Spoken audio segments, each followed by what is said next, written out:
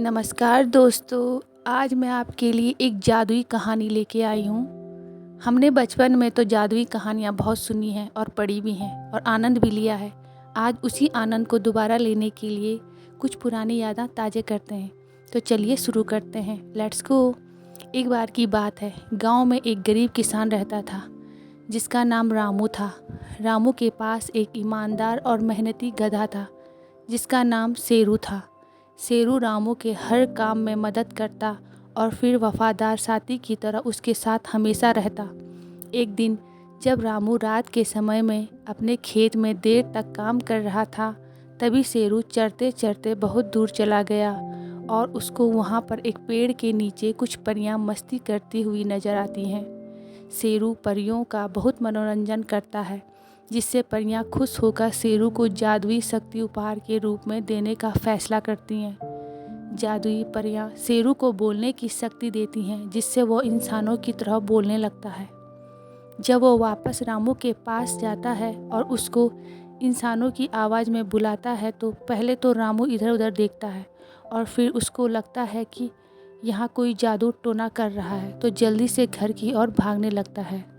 साथ में वह शेरू को भी ले जाता है। रास्ते में चलते चलते जब वह गौर करता है कि शेरू ही उससे बात कर रहा है, तब वह दंग रह जाता है और अपना आपा खो देता है।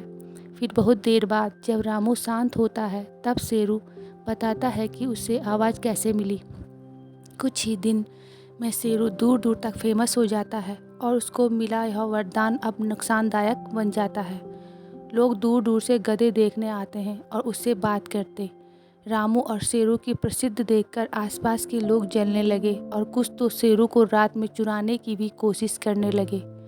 बहुत दिन तक रामू शेरू की देखभाल करने की कोशिश करता है, पर वह यह समझ जाता है कि शेरू अब इतना फेमस हो गया है कि वह चाहकर भी उसकी देखभाल नहीं कर सकता। फिर वह उस पेड़ के पास दोबारा जाता है जहाँ उसको परियां मिली थी और परियों से विनती करता है कि आप इसकी जादुई शक्ति वापस ले लीजिए। परियों को यह बात सुनकर निराशा होती है और फिर वह शेरू की शक्ति बदल देती है और कहती है, मैं तुम्हें ऐसी शक्ति देती हूँ जिससे शेरू की आवाज़ केवल तुम ही समझ सकते हो और दूसरे को ऐसा लगेगा जैसे गधा ही बोल रहा है।